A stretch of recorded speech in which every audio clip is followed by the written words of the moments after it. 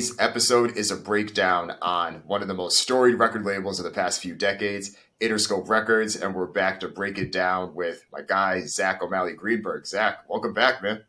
Thanks for having me, as always.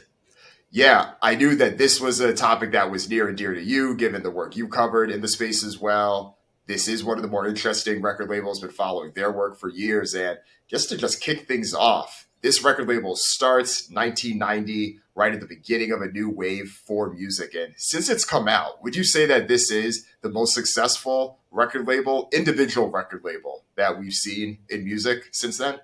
I mean, it's certainly hard to think of another one that's been more reliably at the top, right? I mean, and I think the thing that really sets Interscope apart is it's not like, you know, the label was made off of just one act or two acts or three acts. They just have a track record of continuing to find, you know, artists that push the envelope, that, you know, break records and that end up at the top of the music scene, and, you know, kind of across genres and eras too. So, you know, and really even across chief executives, which is, I think, pretty unusual. So I think there's some kind of secret sauce in there, and can't wait to dig into it with you.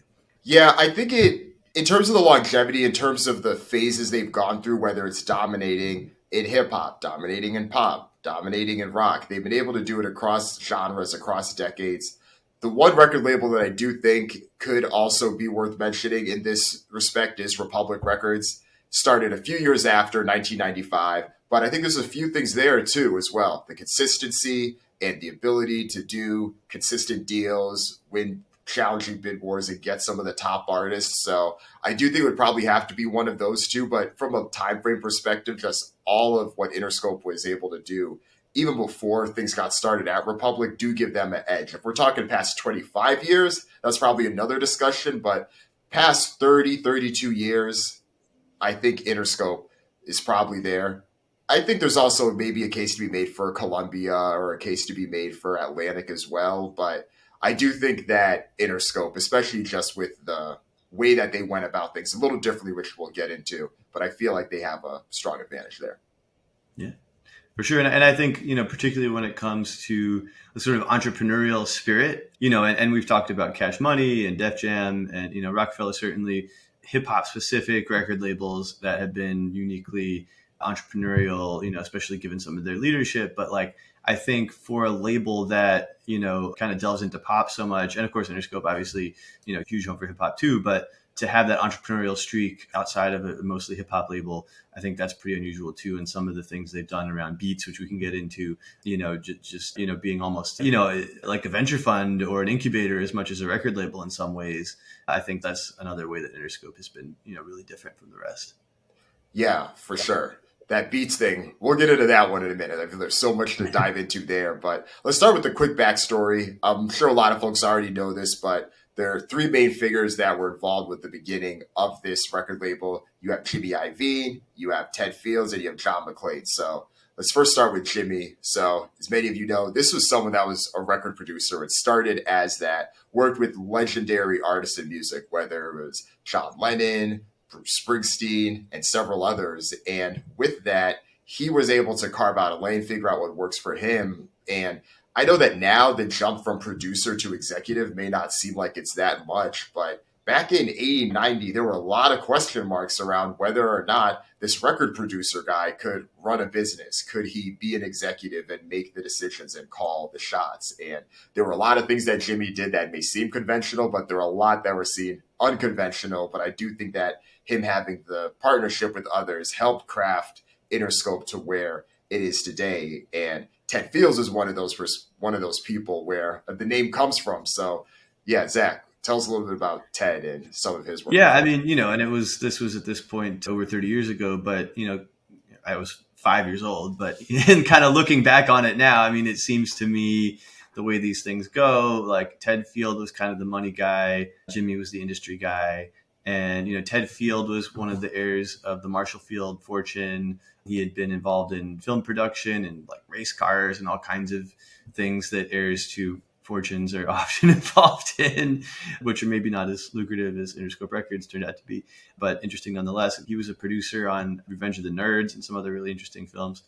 But yeah, in 1990, he came along, basically thought of Interscope Records as a division of his film company, and he teamed up with Jimmy. I think they were actually introduced by the manager of U2, and David Geffen was sort of involved in negotiations along the way. And it was like kind of a who's who of the music world, at kind of the cusp of the 1990s there. And so he came in, he brought on John McClane to run Interscope at first. So John McClane is like one of these people who's incredible. He might be the most influential person in music who nobody's ever heard of, unless you know. John McClane was critical in Janet Jackson's success. He's also now become the co-executor of the Michael Jackson estate, really since MJ died, along with John Branca, who's sort of the public face of it. But, John McClane, if you want to try to find a picture of John McClane. I mean, this guy is so under the radar, but he's so deeply in the mix. I don't really know how he manages to avoid the spotlight quite as much as he does, but obviously contributes a ton of expertise and is a true power player behind the scenes in the music business. So, you kind of put that dream team together, and then you have sort of the ingredients for, the beginning of what we now know as Interscope Records. Yeah, and I'm glad that you brought up Geffen earlier, because when this started, a lot of people looked at Geffen as the model for what this could be, but also how Interscope went about things differently.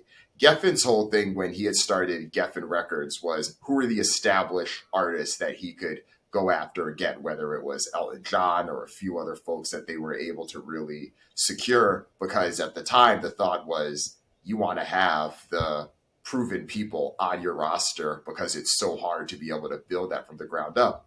So not only is Jimmy and the team already going into this from people that don't traditionally have strong music experience in terms of running a music company, at least in late 80s, early 90s, but you also have them try to do it completely with new artists and going in from a new perspective. And this was part of one of the things that I think helped set them apart, because they leaned into genres and aspects of genres that other folks avoided.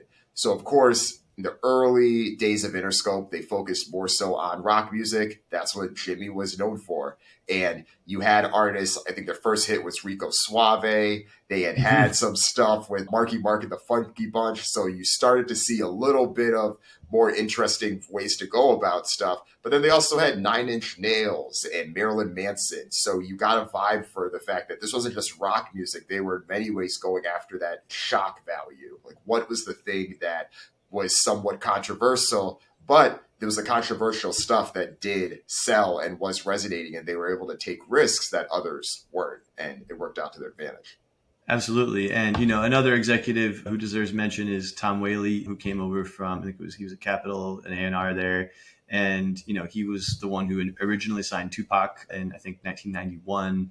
So that was like way before Tupac was a mainstream success. He was really getting in early, the seed round of Tupac, if you will. And digital underground era Tupac. Yeah, exactly. So, whereas maybe Geffen was more of like a Series B kind of fund, looking for Series B and C kind of sure things, I think Interscope was really willing to get in there early. And right, they didn't really care if somebody was controversial. And I think Jimmy, that was part of his genius, was being able to tell, we shouldn't shy away from controversy. And in fact, as long as it's not crossing certain lines, controversy can actually be good for a record label because it generates publicity.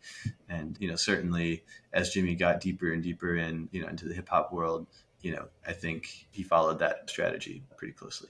Yeah, and I think this speaks to something that worked effectively in business in the 90s as well. There was almost this monetization of pearl clutching, if that makes sense. What is going to make people actually be like, oh, did so-and-so just say that?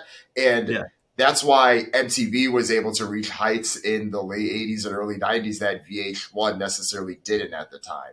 And that's why Interscope was able to do things other labels weren't. And then I think similarly, you even look at gaming back in the day. You look at a company like Sega and the types of games they were willing to release on a console like the Sega Genesis. They were taking risks that Nintendo didn't want to take. And I think we actually saw Sony continue to do that. So I feel like there was this ethos of that in the 90s from the get-go. And Interscope was willing to go there where others weren't. Yeah, 100%. And, I think it's also just interesting to know that I think a lot of people look at the Tupac saga and they think about, there's this whole, and we can get into this later, the whole Suge Knight and bailing him out of jail and all that. But he was already in the Interscope family, years before that. So it Right. all kind of comes together. No, definitely. And I think with that, it's time to talk about one of the most important things that does set the stage for this record label in general. It's the partnership with Death Row Records and signing them to the deal that they did. So it's funny because I think that when a lot of people think of hip hop artists signing deals and getting ownership, we often hear about Cash Money. We often hear about Master P and No Limit, but Death Row was able to do something quite similar and have that type of arrangement with Interscope as well. It was a distribution deal. And for as notorious as Suge Knight is for his bully tactics, and that's probably a light way to put it in terms of how he goes about his business, he was very adamant about what they owned, and they were able to use a few $100,000 investment on their end, largely gotten from some money that Suge Knight didn't get that he was owed from a Vanilla Ice deal, and then that becomes a start to Death Row Records. And they sat on the Chronic for over a year until they found the right company, and the right company ended up being Interscope to partner with. Yeah. And, I think that, there's the old story of like when Jimmy first heard Dre and Snoop together on a track, he's like, these guys are like Mick and Keith. Just, they're just different genre. But he saw it immediately, right? He saw the like behind the scenes musical guy, and the sort of like the forward facing storyteller, the performer. And he saw a formula that worked in rock and that would work in hip hop. And I think in many ways, Jimmy was genre agnostic, right? It didn't really matter that this was hip hop or that was rock. The point was the formula works, and it works in whatever genre you put it forward in. So one of my other favorite Jimmy stories was, I don't remember which song this was. What was it? It was maybe it was off the Chronic or Doggy Style, and that he couldn't get the radio stations to play it because it was too obscene or whatever. And so he just bought like 30-second or 60-second slots, or maybe he bought like full 3-minute slots on drive time in LA, just terrestrial radio, and just played the song. And people didn't realize that it was an ad, and they loved the song, and they started calling the radio stations requesting it. And that's how they rocketed it to the top. Which, do you remember what song it was? I'm trying to think. Of course, the listeners are gonna be like, oh yeah, someone's gonna come back and ping us about it. Yeah. But I love that story, and it's just like classic Jimmy Iovine, guerrilla marketing, and it works. And I think also, to your earlier point, like monetizing the pearl clutching, the best way to get somebody to want something is to tell them they can't have it, right? I mean, so whoever's mom is like clutching their pearls, but the kid is like, wait a minute, my mom is freaking out and I can't have this record. Like, what is this record that I can't have, even if they didn't know what it was, And I think in a funny way, like that era, the whole parental advisory sticker, I mean, that became like, like almost a badge of honor. Oh yeah, it was a marketing ploy at that point.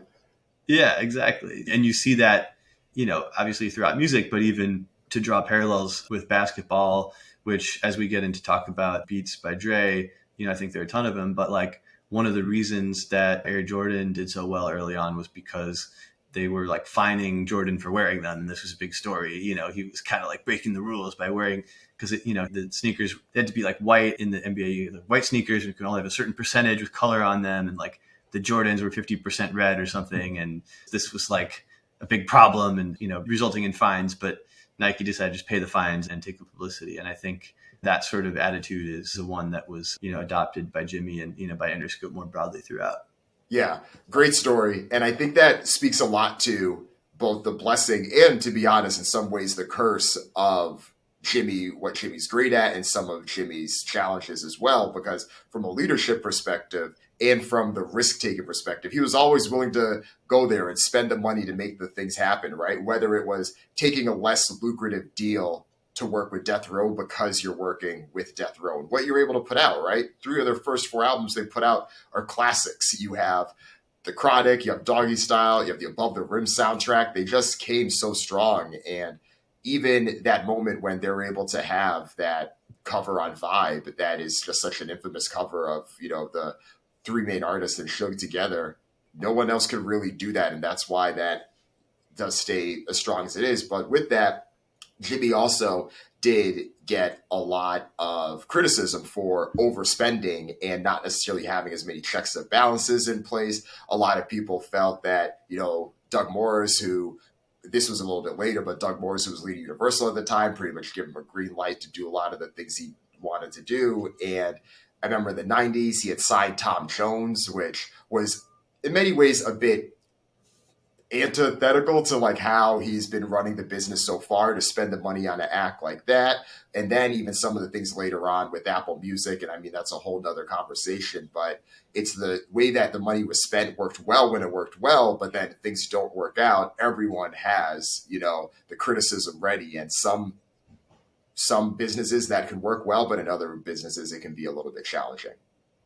Right. Yeah, absolutely. And, I think as with many businesses, though, if you spend a lot of money and you spend it, intelligently, or at least, in the right direction, maybe you overspend a little bit. If you spend in the right direction, the rewards accrue to you. And, I don't know if I'm getting too ahead of myself here, but just while we're on the topic of controversy, just the whole corporate history of Interscope, it started off as it eventually was a joint venture between Time Warner and then Field and Iovine. And in 1995, after all this controversy with some of the lyrics and, Dolores Tucker, and all, Time Warner divested, sold its half of the company to Field and Iovine for $115 million. And then a year later, they just turned around and sold that half for $200 million back to Seagram. And, so they made a tiny little $85 million in like a year, after having their hand forced by this controversy. So it's just kind of funny how that all works out. Yeah, no, I'm glad you brought that up. But I think we could get into some of the categories now, because some of this probably fits there with that too. At least I'd say the biggest signing here, there's a number of them in Interscope's 30 plus year history, but I think it has to be this Death Row deal. I think the Death Row deal, because it kind of paves the way for everybody else. But I would say, though, if there were a single artist that, sort of, if you had to pick one artist to define Interscope, I'd probably go with Eminem. I mean, just in terms of like the overall, the controversy, the evolution, the sales. I mean, just nobody can touch Eminem from a sales perspective, certainly when it comes to hip hop over the past, couple decades, and, just all of the kind of the good and the bad and everything that came together. I mean, but that doesn't happen unless you have Death Row. It doesn't happen unless you have Dr. Dre. I mean, if you say like what artist was most critical to Interscope overall, like on a broader kind of like holistic spectrum, I'd probably go with Dre. But as far as a signing, I don't know. It'd be hard to top Eminem in my book. Yeah, I think Eminem is the good counter there, because this is kind of like the Cash Money conversation we had then, right? Do you say that it's Lil Wayne, or do you say it's Drake? And it actually is Drake from a pure numbers perspective, but obviously Drake doesn't happen without Lil Wayne, and the same thing is here with Dre and Eminem, and then everything else there. And Eminem is specifically because I think even if you looked at the 2010s, he's still probably up there in terms of the most commercially successful artist. He's already number one in the 2000s. He was already pretty high up from the 90s, just given the work that he did in the late 2000s. And in 2022, his greatest hits album was the most popular rap album in the UK. And this is an album that's 17 years old, a greatest hits album. And then you just look at the streaming numbers. I'm pretty sure he has two of the three most streamed songs of the 2000s, being Lose Yourself and Till I Collapse, which wasn't even like a big single at the time, but ended up being a staple on workout playlists. So, yeah. And he's remained relevant in a way. I mean, I think if you walk down the street and you ask the average, 15-year-old, they'll know who Eminem is, and they might not know who Dr. Dre is. Which is wild to say. But right? I know. Which is wild. Yeah. It's crazy, but I think it's also true for better or worse. So, what's the best business move Interscope's done? I think it might be cheating a little bit, because it was part Interscope and it was also part Universal more broadly. But I would go with Beats, right? Just, by way of background, for those who don't know the full story, Jimmy Iovine and Dr. Dre founded Beats in, 2008, something like that? Yep, 08. But like from the very beginning, the story goes that they're like walking down the beach in Malibu, and Dre has some kind of sneaker deal on the table. And he says, Jimmy, should I take this sneaker deal? And Jimmy goes, like F sneakers, let's sell speakers. And so that's how Beats was born. Is that exactly how it went down? We'll never know, but it's a great story. And, to kind of tie it back to what we were talking about earlier with Air Jordan, they really did follow the Air Jordan playbook in a lot of ways. And when I wrote my book, Three Kings, which was about Dre, Diddy, and Jay-Z, the Dre section really focused a lot about, Beats and sort of how Dre set up this business and everything with Jimmy. And, I actually went to the former CEO of Best Buy and I said, how did you sort of like get kids to pay $200 for a pair of headphones when like they had been paying $200 for sneakers before? And he said, well, we very consciously told our salespeople, when somebody walks in, you got to tell them like, you're competing with Jordan, not Bose. You're going to tell that kid like, this headphone set is like more interesting for your wardrobe than that pair of sneakers, or, like that's how you're going to really kind of win and create a category, not just sort of become the best player in an old category. And I think that was like the brilliant thing that they did. But the way that they got it to happen was they got full buy-in from Interscope and from the parent company, Universal. And actually Universal invested a pretty big chunk of money into Beats so that, I think, gosh, I don't remember exactly what it was, but I think when Apple finally bought them out in 2014, I think Jimmy and Dre had 25 to 30% each. I think Universal had something like 20%. Braun had a little bit, and will.i.am. But, the fact that Universal was bought in, that Interscope was bought in, and that Jimmy was able to get them to put Beats headphones in like every single, I don't remember if it was Interscope video or all Universal videos. I think it might have just been Interscope. Yeah, they had him in Interscope because like they had him in like Gaga videos and like she would wear them and stuff. Yeah. Yeah. And it's like, it's brilliant. Like what a brilliant move. So, off of the two that whatever they put into it, and I mean, a lot of that was free, right? They just put in, their own free product placement. They didn't have to do anything. And they helped build this, build Beats into this $3 billion company.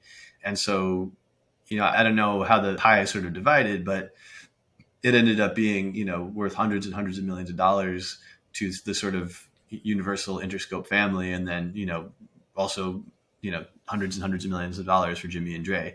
So there are a lot of great signings. I'm sure they made a ton of money off of Eminem and all these other artists, but like, it's really hard to top that one. And they just really knew how to do it. They really knew how to, Jimmy, again, it's a perfect partnership. Dre is this perfectionist artist and Jimmy is the marketer. And I remember, man, it must have been like 2010 or 2011. I got invited to this like launch of some new Beats thing for New York media only. And, there were like 30 people there and it was Jimmy and Dre and they're kind of like standing around in this big conference room. And, Jimmy was just like talking and yakking it up and telling stories. And he told the story about the walking down the beach and, sneakers or speakers, and Dre's just kind of nodding and, chiming in occasionally, but like, that was their deal. Jimmy was the talker and Dre was the quiet genius artist. And that was a pretty potent formula. Yeah, that was my answer too.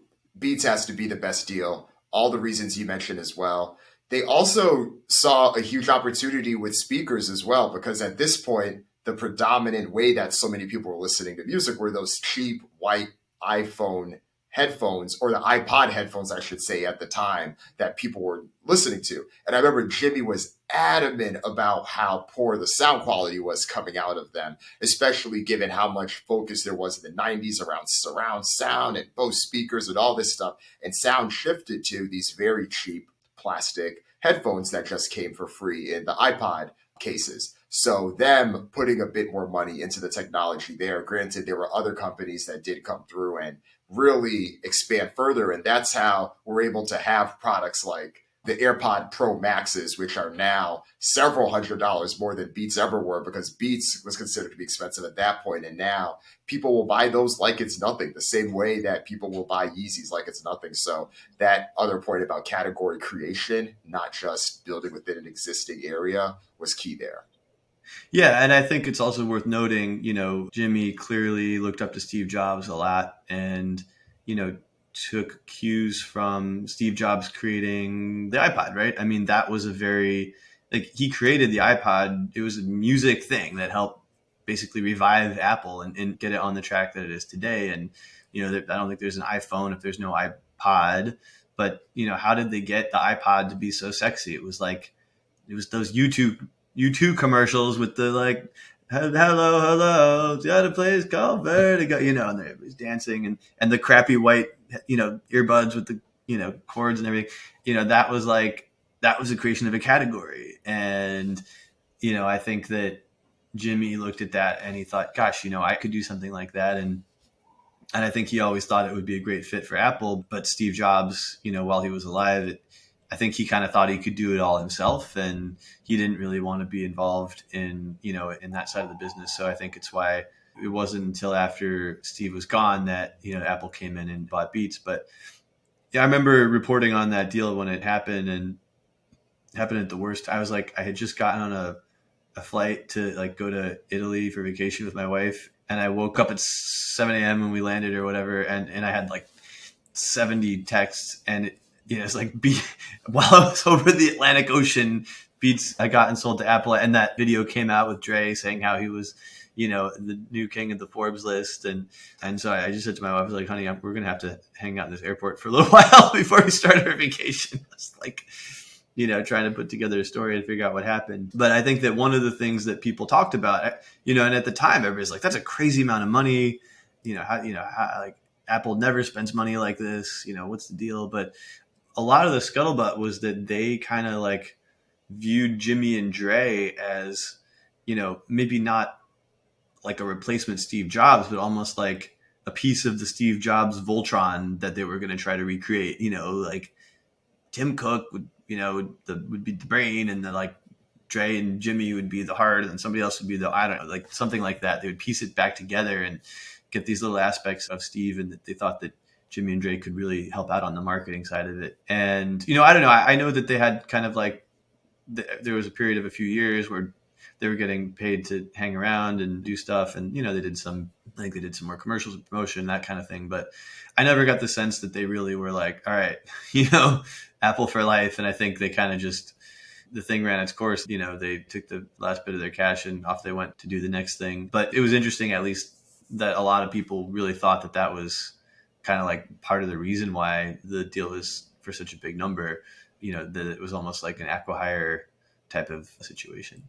Right. And the other big piece of it was the streaming service that they had created at the time. And Apple wanted to get into streaming. They didn't have a streaming service. They were starting to develop one. So Beats Music eventually became Apple Music. And then that's how Jimmy became so integral with the work there. And I think even by that point, Beats already had some really interesting people, I think like Trent Reznor and so forth, who were like deeply involved with it. And I think, part of that was appealing to Apple too, that they felt that, not just that the product existed, but that it, that the people existed who could kind of like grow it within Apple and, eventually turn it into iTunes, like, Apple Music and so forth. Right. Which speaks to that partnership and Jimmy's connections, right? He had been working with Trent since the 9 Inch Nails days. So, yeah, exactly. All comes full circle. What do you think is the Darkhorse move or the Darkhorse thing that Interscope has that doesn't get talked about as much? So, mine for this, I actually think it's the longevity that they've had with leadership there, because I think that other record labels, this gets talked about a fair amount, and it's true for Interscope. I feel like it just doesn't get talked about in that same way. So since 1990, there's been 2 people that have been the head of it. So you had Jimmy from 89 or 90, the founding, until 2014. And then John Janik takes over, and he's been there for almost a decade. And then if not more, if you just consider, I think the total time working in the organization.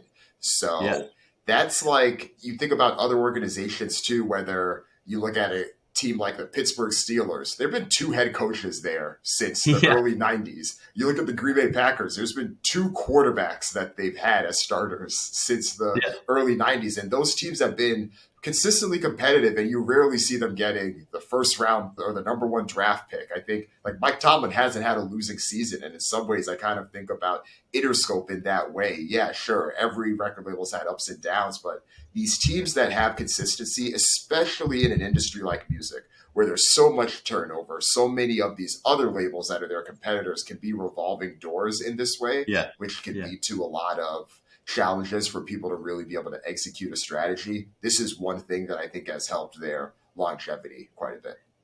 Yeah, I would say for my dark horse, I would say John Janik specifically. And I think people don't really realize, just like how successful he's been, because everybody talks about Jimmy. But, first of all, at this point, John's been there. I mean, he's been running the show for almost 10 years, which is nearly as long as Jimmy was. And, who knows how much of the time before Jimmy left in 2014, John was actually really, running things on a day-to-day basis. So, that just like so many times you see a visionary founder like Jimmy leave a company and then, the thing just kind of like peters out. But, under John Janik, look at, like Billie Eilish, for example. I mean, I think Kendrick Lamar was also under his watch. Probably Machine Gun Kelly must have been under his watch too. Yeah. And then even Olivia Rodrigo more recently. Yeah. I mean, what a huge, so that's definitely like on the level of, of the biggest acts that Jimmy was able to bring in. And, it's like, even with some of them, it was really more Dre than it was Jimmy. So I think that's, I think John deserves a lot of credit too. And we haven't talked about Lady Gaga, so she's not exactly a dark horse, but, Lady Gaga is somebody who came in under Jimmy, but like Jimmy should not get credit for Lady Gaga because Agreed. Lady Gaga was kind of like languishing. She was on the bench chilling, and then yeah. Akon's the one that's Akon like, hey, what about her? What about her? And I remember I interviewed him for Forbes. This is back in, 2009 or 2010 or something like that. And I was like, so tell me the Lady Gaga story. And he said, basically, I heard her stuff and I was like, this is amazing. And I called her up, or I think he called maybe Troy Carter, who was managing her at the time, and said, I want to sign you to my Interscope imprint. And she's like, I'm already on Interscope. So they just kind of like moved her around within Interscope, and, they were able to, that first song, Just Dance, a lot of people forget that was like, when that came out, Akon was much bigger than Lady Gaga. And, that was at the height of Akon's fame. He's not out there as much now, but he's all over the world making probably even more money than he was back then. But, he was hosting or appearing on SNL with Lonely Island and all those guys. And, he's kind of like showing up in the back of Just Dance, oh yeah, doing his Akon thing.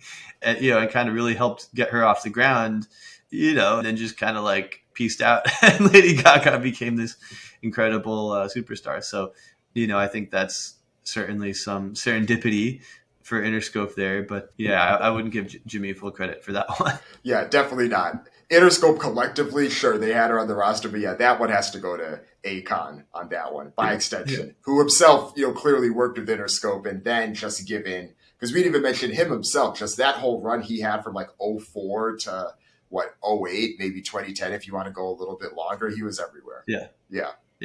So, of course, we talked a lot about consistency. We talked a lot about Janik and the role that he's been able to do there. And I think consistency does naturally lead itself going further. So let's flash forward 10 years. Let's go to 2030, 2033.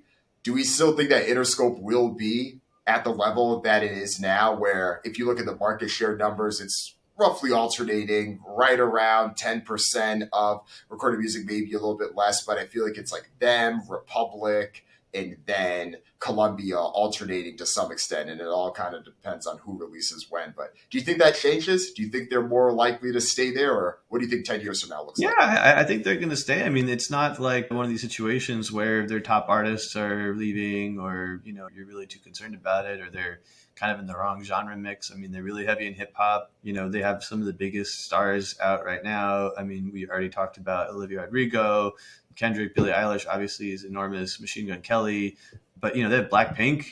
That's huge. Like, that could be a big place for growth. And you got SZA through the TDE deal, right?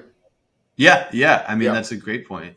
Hard to find anybody who's having like a bigger moment than SZA right now. So, there's a lot. Let's say that, to go back to the sports analogy, it's not like this is a team of like, 38-year-olds who are nearing the end. This is like a win now team with plenty of talent in the pipeline, and they've proven that they can keep working the farm system or something, to continue the sports metaphor. But, and John himself is not an old guy. I mean, John is mid-40s. I think I forget how old he is. Yeah. Exactly. So if you're talking, where are they going to be in 2030? I mean, he'll be like in his early 50s and still, I think, doing what he's doing and doing it really well. So, absolutely. I don't really see them fading. And if anything, all it takes is like another monster Billie Eilish album in a given year, and they start to gain even a little more market share. So I think they're in a pretty darn good place.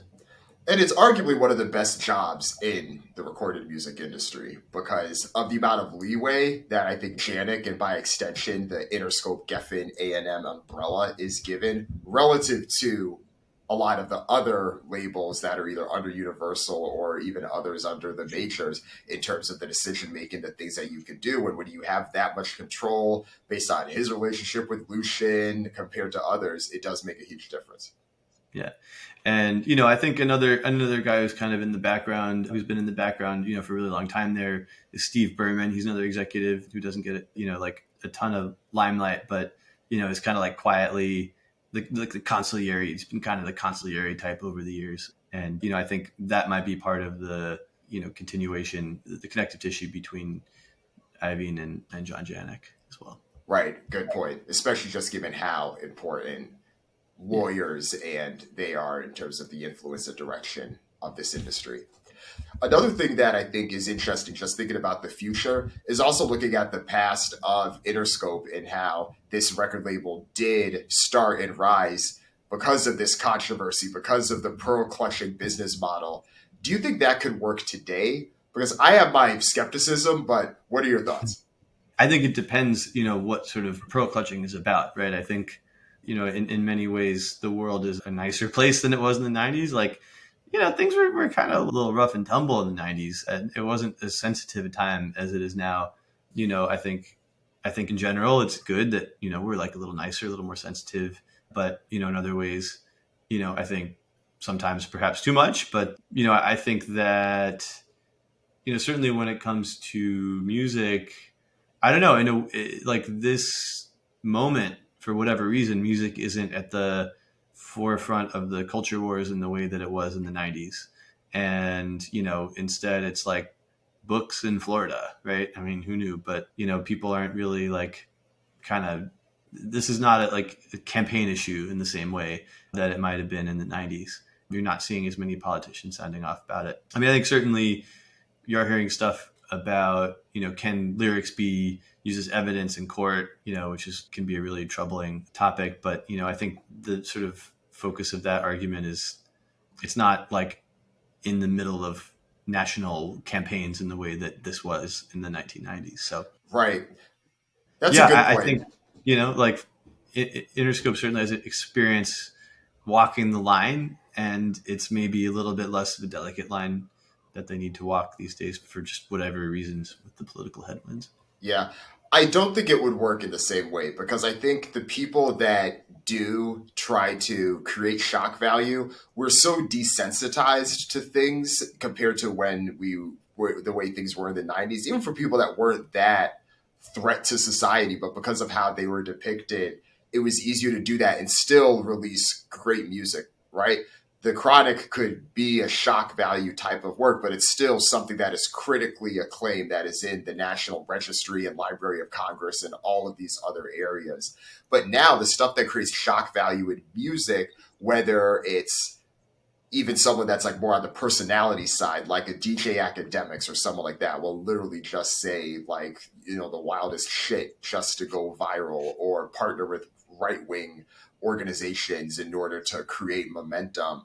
That still has this area where it lives in somewhere like YouTube, where yes, you can get a following and you can make a living and, you know, do things for yourself. But I think there's somewhat of a ceiling to that in terms of how much you can like create, you know, broader impact and truly monetize the bases and the masses. And some of it even extends to artists as well. Like those, I think someone like NBA Youngboy is quite popular and has had a bit of a number of transgressions in his track record. But still, I think there's a pretty big gap of, you know, him relative to like some of the other names you mentioned, just from some of the exposure and opportunities that he's given that doesn't lend itself to that. So, you know, Interscope in the early 90s probably wouldn't have wanted to try to sign Olivia Rodrigo because it didn't make sense, but it makes perfect sense now just given where things are and where things are going. So you can maybe do it on a niche level, but I think it's hard to have shock value sell in mass quantities and for the mainstream in that same way.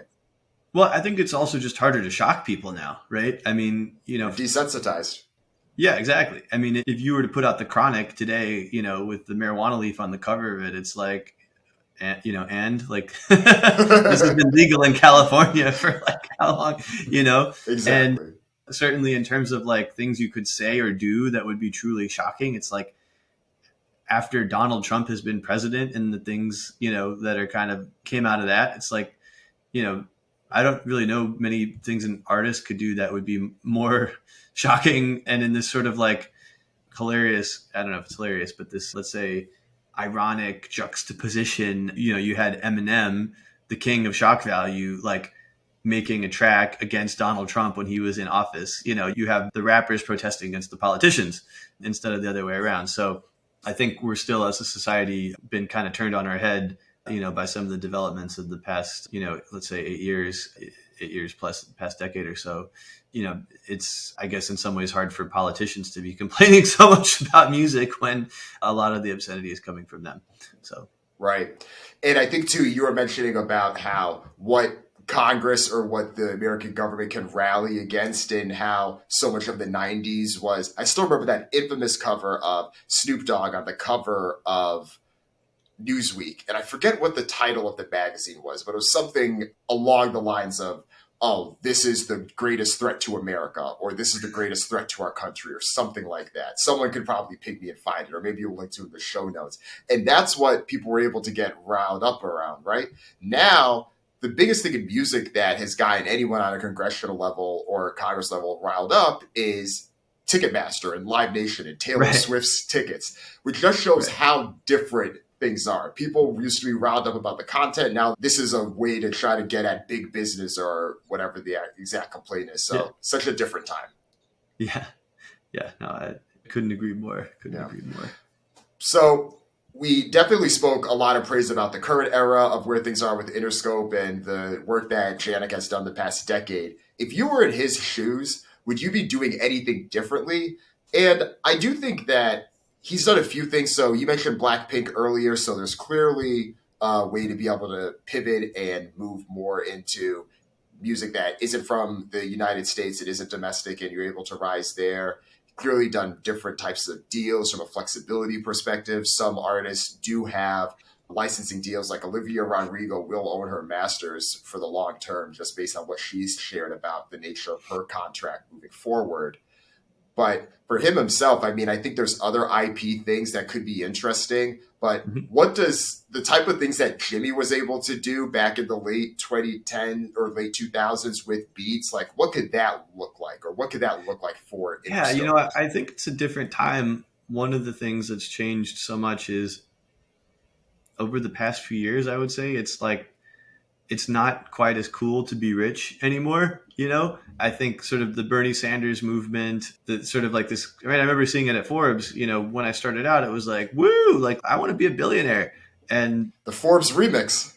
Right, exactly. Yeah. I mean, you had Jay-Z, Diddy, and 50 being like, the Forbes, they put out this Forbes 123 billionaire remix, they called it. But, even now, even within the past couple of years, certainly I think the pandemic really crystallized this, but even before that, with sort of like Bernie and that whole, movement, there was this kind of questioning of like, should there even be billionaires?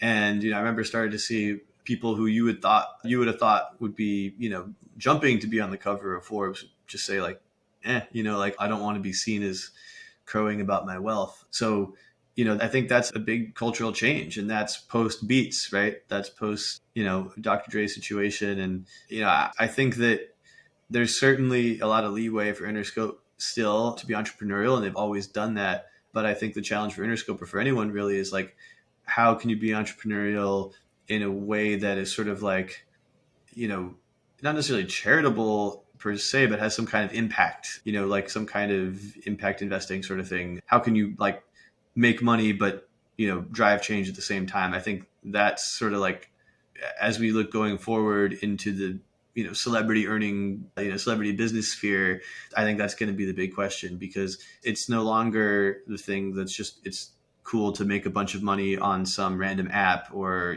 selling some crypto thing, as we've seen. And, you can get a lot of blowback. People think you're selling out. People think you're greedy. People don't think you're selling out or greedy just because you're doing something business related. But, I think over the past couple of years, it's become a lot more like, well, is this something that really helps the world? Are you using your money for good?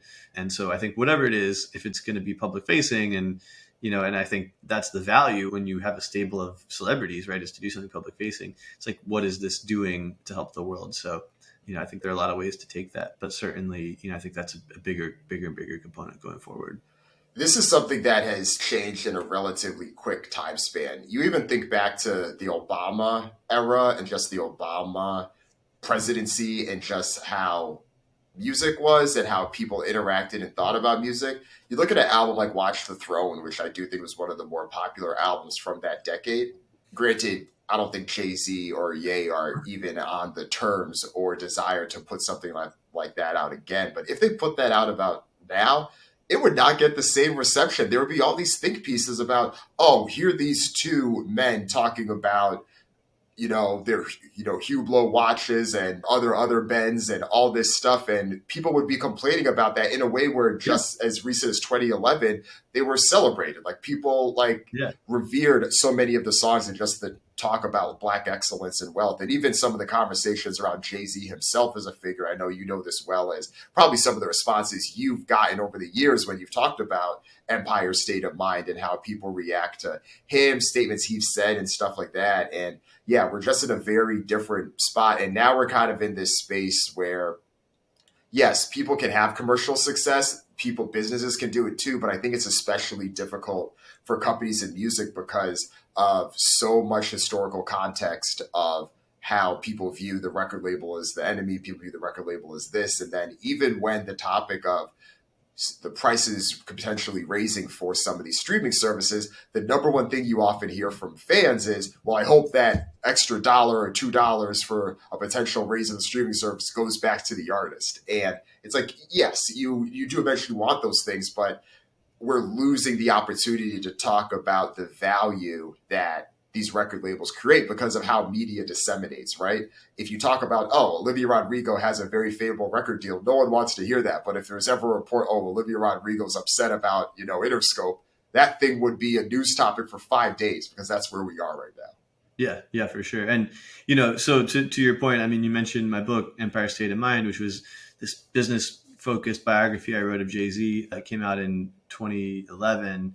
But, it was such a different world back then. And when it came out, the response was basically like, whoa, awesome. Like, this is Jay-Z's blueprint for how to, be a centimillionaire. And this is so cool because now I can apply this to my career, or I can, learn some lessons from him. And, and there was definitely like a sentiment of people rooting for Jay-Z to become a billionaire. There's a race to $1 billion, and who's going to get there first? Is it Jay-Z or Diddy or, whoever? And, and then it happened, and Jay-Z, crossed the threshold in, I think it was early 2020, something like that. I think late 2019, early 2020 was when we put him in the magazine as a billionaire for Forbes. But even when that, by the time that happened, about 10 years later, I put out the billionaire edition of the book after, let's say, what was it, in 2021, this was 10 years later, it was a totally different story, right? People were like, why is this guy, who cares?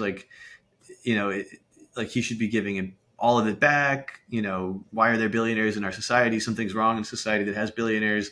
So, and I think that narrative has gone even faster than Jay-Z has kind of evolved into this very socially aware, type of philanthropic mogul. People are not even that into the idea of I'll make a lot of money so I can give it back. People are just, do the good, do philanthropic stuff, do impact stuff the whole way through, and don't even try to become a billionaire. So it really is such a different world. And it's been fascinating to write about this stuff as these attitudes have changed on a broader societal level, for sure. Did you hesitate naming it the Billionaire Edition, knowing this would change and seeing things over the years? Well, I had it in mind that it would be a cool thing to do whenever he did become a billionaire, because it was almost like the realization of a prophecy. It's in 2011, I sort of I'm telling you he's going to be a billionaire, and he's telling you, and it's okay, here it is. He's a billionaire, and I actually wanted to get a gilded cover and do the kind of Watch the Throne type of thing, and, embossed gold and all that stuff. But it's not the right era. I mean, like you're saying, it's just not. Is that there anymore? So yeah, I did wonder, should I kind of back off of that narrative? But, to go back to the Jimmy Iovine Interscope conversation, it's whether it's good or bad, it starts a conversation. and you want the conversation to start so that people will read the book, you know? And it's not like a bad thing for me if people think it's bad that Jay-Z's a billionaire. It's just a fact. And even since I put out the billionaire edition, he's like more than doubled his net worth, you know, again. So that's just how he operates. And, you know, that's Jay-Z.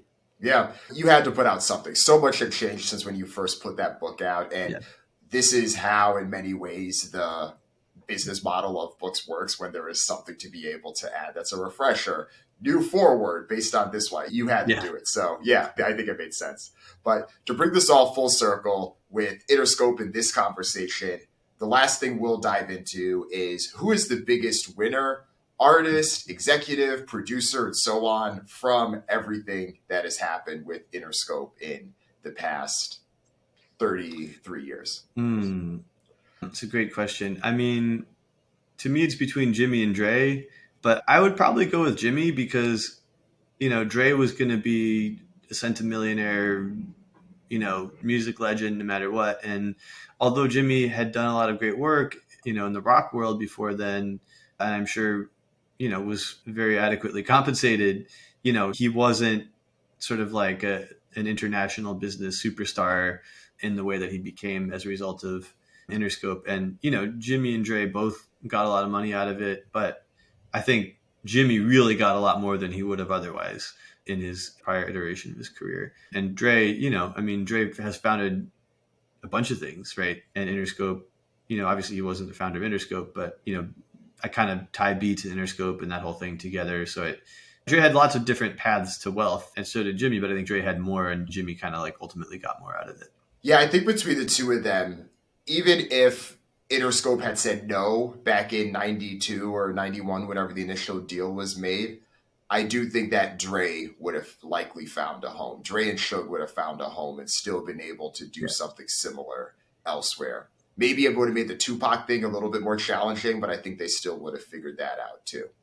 Yeah. I don't think the same would necessarily be true for Jimmy, though, because if you don't have them, you don't have this. And a lot of this, I'm sure a lot of people listening to this have likely watched the Defiant ones, or maybe you've seen Jimmy do a few interviews. I don't know if a lot of that would work, but I think I'll actually take a different approach. I think the person that probably won the most just from a situation perspective, I know we've talked about him a fair amount, but I'll say Janik with this one, because he didn't build this company himself, but the fact that when it's your time to come up, you have this opportunity to be able to step into, you have this much leeway, this much assets that already work in your favor because we just know how valuable the back catalogs are. You walk into that position, and then that has you then that just makes it much more easy for you to have things set up, because we know how a lot of this stuff is, right?